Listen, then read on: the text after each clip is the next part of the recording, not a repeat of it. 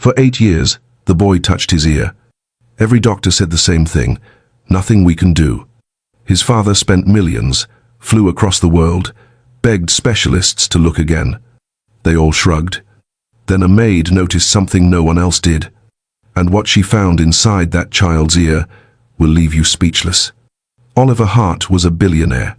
Private jets, mansions, more money than most people see in 10 lifetimes. But his son Sean was born deaf. 8 years old, never heard a sound. Oliver tried everything: Johns Hopkins, Switzerland, Tokyo, specialists who charged thousands per hour. They ran tests, scans, procedures. All of them said the same thing: irreversible, accept it. But Oliver couldn't accept it, because Sean was all he had left. His wife died giving birth to that boy. So Oliver kept searching, kept spending, kept begging God for an answer. What he didn't know: the answer wasn't coming from a hospital. It was coming from the woman he'd just hired to clean his floors. Victoria was a maid. 27, no degree, no credentials. Just a woman trying to pay her grandmother's nursing home bills. But she noticed something about Sean that every specialist had missed. Something in his ear. Something dark. And one evening, while Oliver was away, she made a decision that would either save that boy's life or destroy her own. What happened next? I need you to see it for yourself. Before we continue, hit subscribe, like this video, and tell me in the comments where in the world you're watching from. I believe this story found you today for a reason. The Hart mansion stretched across 40 acres of Connecticut land. From the outside, it looked like a dream: Georgian columns, windows that sparkled in the sunlight, gardens trimmed to perfection. But inside? Silence. Not the peaceful kind, not the kind that feels like rest. This silence was heavy, thick, like something had died and no one had buried it yet. Servants moved through the hallways without speaking. Their footsteps were soft, careful. They'd learned quickly. Mr. Hart liked things quiet. No music played in that house.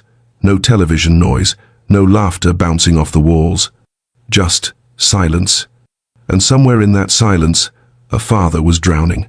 Oliver Hart sat in his study most evenings, staring at the family portrait above the fireplace. There she was, Catherine, his wife.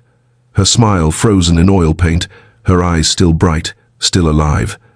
Next to her, a younger version of himself, looking hopeful, looking whole. And between them, Sean, 3 years old in the portrait, before Oliver understood that his son would never hear his mother's name. Catherine died the day Sean was born. Complications, the doctors called it. Too much bleeding, too little time. Oliver held her hand while the light left her eyes. She'd been trying to say something. Her lips moved, but no sound came out. Just like their son, Oliver never forgave himself. If he'd chosen a different hospital, if he'd demanded better care, if he'd been paying closer attention, maybe she'd still be here. Maybe Sean would be different. The guilt sat on his chest like a stone he couldn't lift. So he did the only thing he knew how to do. He spent money. Millions of dollars, the best specialists on earth, flights across oceans, hotels that cost more per night than most people earned in a month. Every doctor said the same thing. Your son's deafness is congenital. There's nothing we can do. You need to accept this. Accept it? How could he accept that his boy would live in silence forever? How could he accept that Sean would never hear his father say, "I'm sorry your mother isn't here"? So Oliver kept searching, kept writing checks, kept hoping that somewhere out there, someone had the answer. He didn't realize the answer wasn't coming from a specialist. It was coming from someone he'd never think to look at twice. Someone who was about to walk through his front door with nothing but faith in her heart and bills she couldn't pay. Her name was Victoria, and she was about to change everything. Victoria Dyer arrived on a Tuesday morning in October. The sky was grey, the kind of grey that makes everything feel heavier than it should.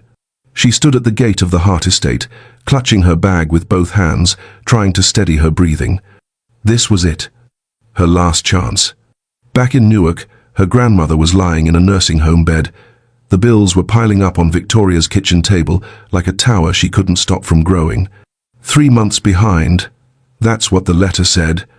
If she didn't pay, they'd transfer her grandmother to a state facility, the kind of place where people were forgotten, where no one held your hand, where you became a number instead of a name. Victoria couldn't let that happen.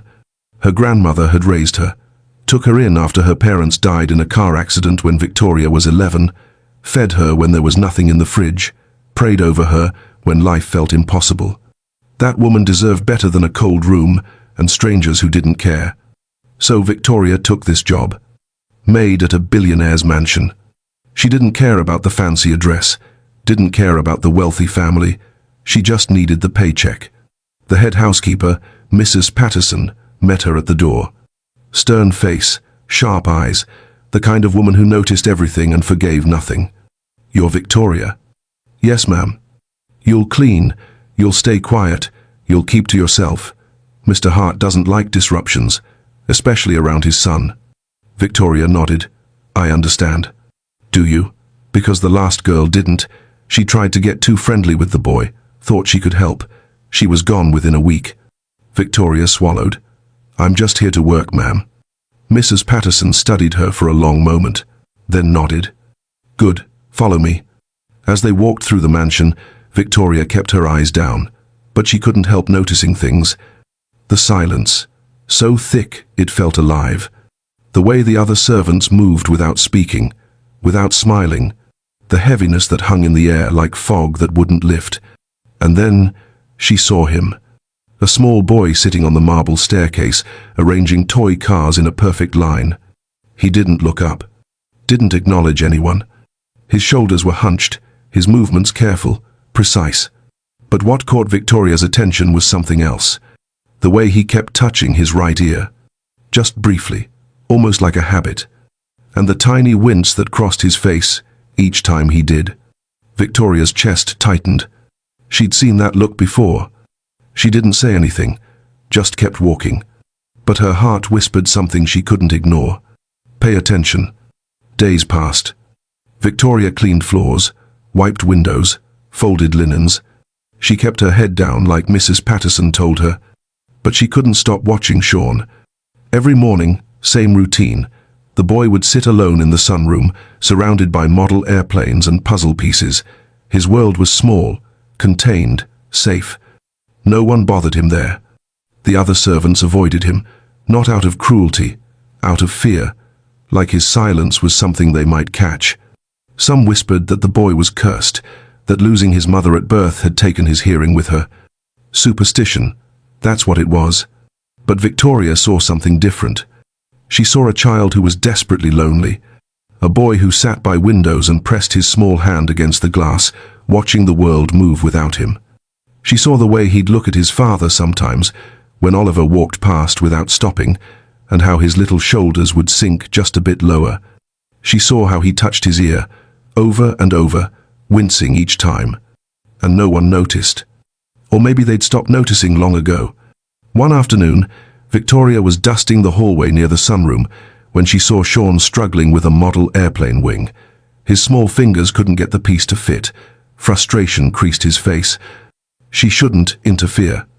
Mrs. Patterson's warning echoed in her mind.